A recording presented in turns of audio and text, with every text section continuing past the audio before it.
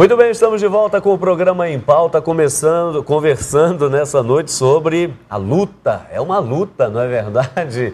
E a gente não podemos nos dar por vencidos de modo nenhum. Uma luta contra a epidemia da corrupção no nosso país, claro, mundo afora, mas como nós estamos no Brasil, então nós estamos conversando sobre essa dura realidade. E perguntamos, a gente sempre volta no terceiro bloco perguntando às pessoas, não é? E uma vez mais, e esse bendito jeitinho brasileiro, para não dizer o contrário? O que é que você acha, o que você tem a dizer sobre esse famoso jeitinho brasileiro no tocante à corrupção? Vamos ver o que as pessoas responderam. Em algumas situações eu acho certo, mas em outras acho que não. Eu acho que é bacana. Acho que tem que ter um jogo de cintura assim pra resolver as coisas, saber sair, saber entrar, é bacana assim. O brasileiro é muito pacato, ele conforma com tudo.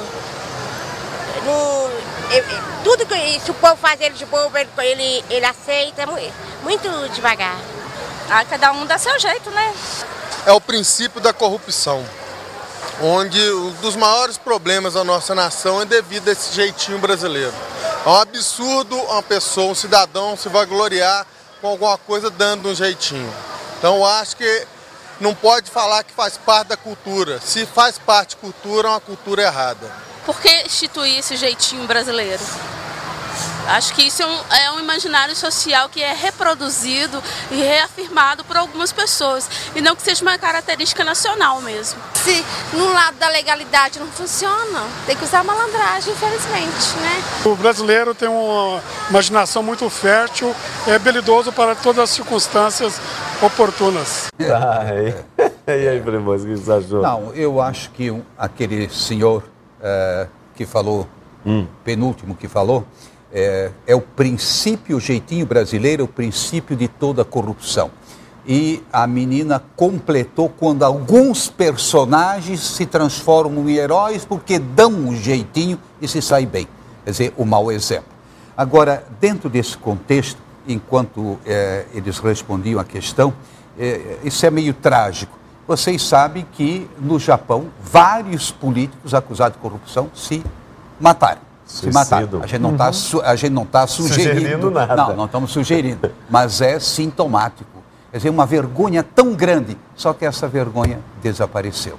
E aí é que está. Como é que nós vamos despertar, agora eu vou para o campo ético, despertar a consciência? De novo, não se trata de linchamento, embora eu diria assim, essas acusações, elas possam ajudar a despertar a consciência. Mas o que interessa não é vingança, não é, digamos, acabar com o outro, não é nada disso. É acabar com a corrupção. O Brasil acaba com a saúde, ou a saúde acaba com o Brasil, né? Então se trata da corrupção. Ou seja, e aí vem a pergunta, e nós? Como é que nós fazemos? Nós, a igreja, nós temos um grande papel de criar essa consciência, a criança, desde a catequese, aprender a respeitar o bem público, foi muito bem colocado, cuide do seu bairro. Eu sempre insisto na minha paróquia, olha, vocês são culpados. Quantas vezes já falei, esse rio aqui da Coronel Veiga, Petrópolis, ele enche todo ano, 5, 6 vezes por dia, e ninguém faz nada e vocês não se mexem. Esse é o nosso bairro. O pessoal não se mexe. Então a omissão, ela é responsável também pela corrupção. E eu acho que é um pecado social, no sentido próprio da palavra, que a sociedade, no seu todo, não está fazendo o seu papel. Se cada um cumprisse o seu papel, nesse sentido de exigir, não é? Volta a insistir, não é vingança, não é linchamento, mas exigir para o bem de todos e a felicidade geral da nação. E nesse sentido, eu diria, outros países manifestam maior sensibilidade, não é? Maior, eu diria, patriotismo. O dia 7 de setembro, o que deveria ser? O dia do cultivo da pátria. Mas a pátria enquanto nação, enquanto queremos construir algo de novo, seria um dia até de penitência pública, né? Nesse ano, o próximo 7 de setembro, né? Eu vou propor aí para a CNBB, né, lançar o dia da o grito, não é? O dia do grito, como é que é? O grito dos excluídos. O grito dos excluídos, poderia ser o grito contra a corrupção e o grito da conversão. Como João Batista, não é? Convertei-vos, porque o reino de Deus está próximo, esse é de Jesus Cristo. Então, não, fora de brincadeira, se trata realmente de evangelizar, de acordar a consciência, não é? De todos, de todos. Inclusive, vamos ser honestos, há certas expressões religiosas onde também se vê sinais de corrupção evidente. Infelizmente acontece, né? Sem dúvida. Agora, nesse tocante aqui, o professor, um trechinho a mais da nota da CNBB, e se você quiser depois ter acesso a essa nota, vale a pena, é só entrar aí no site da CNBB, né, na Conferência Nacional dos Bispos do Brasil, e ter acesso a esse documento. Um trechinho a mais aqui, porque estamos falando agora de possíveis caminhos, soluções, consciência ética. O senhor já falou a respeito da questão, né, de pontos que precisam ser atacados, como a questão judiciário, financiamento público de campanhas, assim por diante. E a CNBB coloca aqui, nesse contexto, reitera o que disse em seu documento por uma reforma do Estado com a participação popular, ou seja, a reforma política de que o país necessita com urgência não pode se limitar às regras eleitorais e, dentro delas, ao financiamento, ao funcionamento dos partidos. Ela precisa atingir o âmago da estrutura do poder e a forma de exercê-lo, tendo como critério básico e inspirador a participação popular. Trata-se de reaproximar o poder e colocá-lo ao alcance da influência viável e eficaz da cidadania. E aí, aqui um outro trecho, a CNBB considera indispensável também dar novos passos que ampliem a aplicação da ficha limpa, de modo a atingir cargos comissionados no Parlamento e outros poderes da Federação. O Executivo e o Judiciário são corresponsáveis por um poder serviço dignamente cidadão. E aí continua, deixando uma mensagem até de esperança, movidos pela busca do bem comum e pela fé cristã, que nos faz esperar contra toda esperança. Confiamos que estes apelos sejam ouvidos pelos parlamentares, ou seja, que não sejam, não entrem num ouvido e saia pelo outro, quer dizer, não deem uma de surdo, mas que percebam e comecem a fazer alguma coisa, não é? Mas nesse tocante aqui à questão do ficha limpa, realmente, você vê, uma barbaridade o negócio está aí, agora esperamos que o Supremo decida a questão, porque não dá mais para já está decidida, né? Há muito, né? Pois é. Eu quero, inclusive, destacar que a Constituição de 88 criou alguns mecanismos de participação popular, né, plebiscitos, referendos, que são muito pouco utilizados no Brasil, porque existe um certo temor de consultar o povo, né? E às vezes, em determinadas questões, digamos assim, a percepção da maioria nem sempre é verdadeira, então realmente há que se pensar que consultas populares, há que se ter uma grande capacidade de informação para que as assimetrias informacionais não produzam distorções terríveis. Sem dúvida. Né? Eu posso dizer, por exemplo, uma certa tendência das pessoas, por exemplo, de achar que diminuir a idade penal resolve o problema do crime, e isso é um grande erro, né? Dado que a produção da criminalidade tem uma série de outros fatores que não simplesmente a participação de alguns adolescentes, né? Como às vezes muito é pautado pela mídia, só para dar um tema. Sem dúvida. Né? Mas o que eu quero dizer é que a CNBB, ela tem prestado, a CNBB, a OAB e algumas outras entidades, a ABI, a Associação Brasileira de Imprensa, tem prestado um grande favor à sociedade brasileira nisso que a Constituição possibilitou, que são os projetos de lei de iniciativa popular. Né? No Brasil, nós temos 3 projetos de iniciativa popular aprovados. 2 foram encabeçados pela CNBB e que tratam desse tema. Lei 9840, perfeito, que é responsável pela cassação de mais de 1.000 políticos no Brasil nos últimos 3-4 anos. A CNBB foi uma das entidades que encampou esse projeto de iniciativa popular, que em tempo recorde foi votado. Por quê? Instituições de representatividade e pressão popular. Não tinha como os parlamentares não acolher. O processo da ficha limpa foi a mesma coisa. Exato. Né?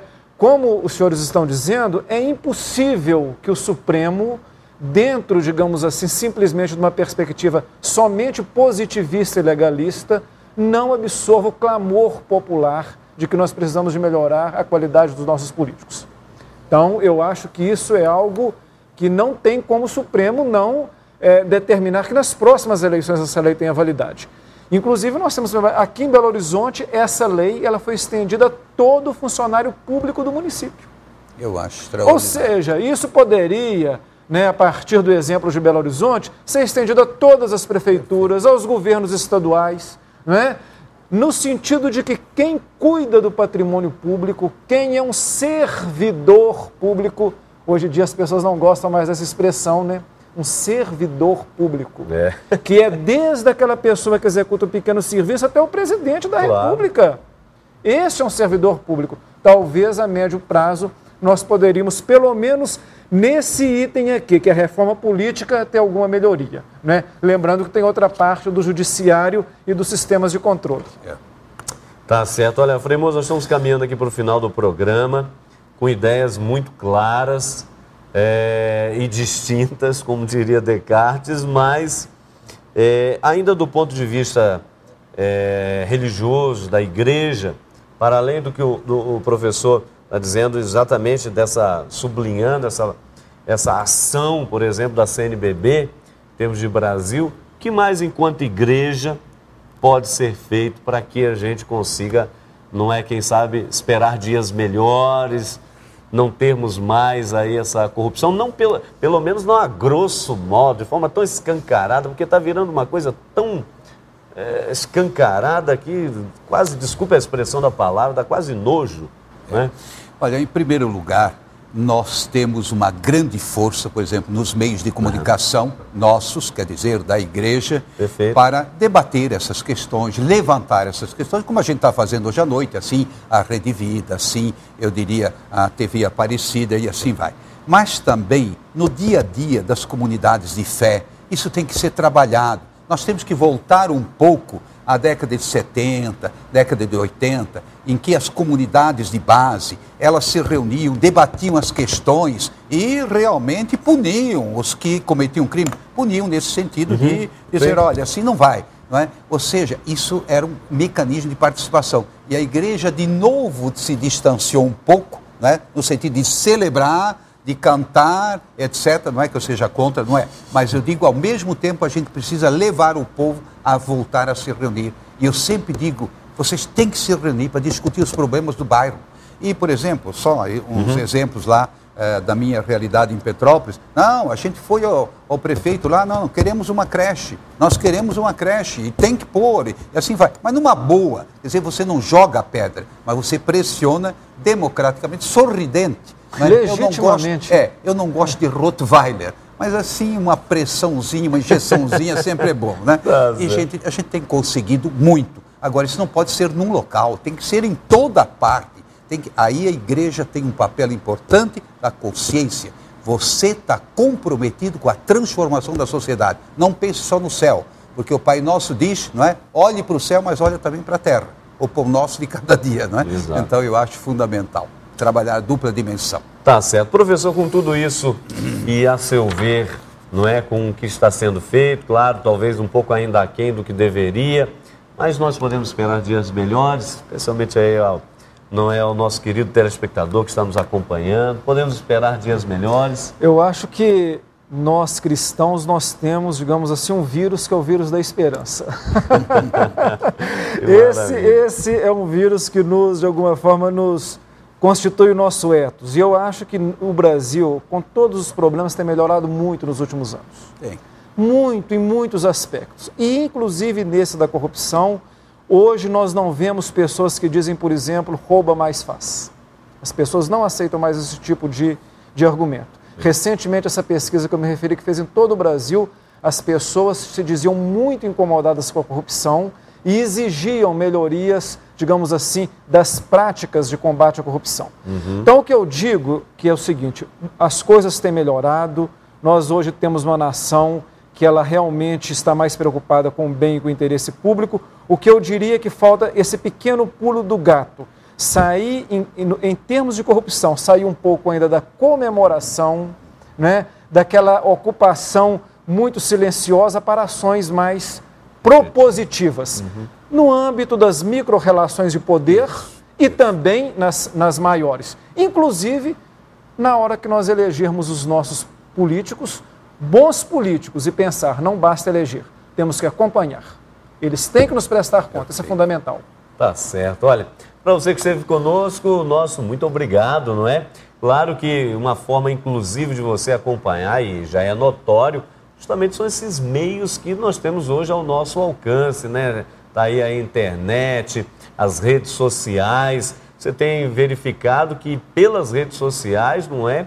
Realmente sistemas caem por terra, corruptos são punidos e, enfim, a justiça começa a acontecer. Temos esperança com todos esses mecanismos de que, de fato, tenhamos dias melhores. Olha, um grande abraço, um ótimo final de semana e estamos juntos, hein? Até porque programas como esse teremos que conversar muito mais, porque ano que vem é ano eleitoral, tem eleições municipais aí, então temos que acompanhar com muita atenção, tá certo? Grande abraço e até a próxima sexta, se Deus quiser.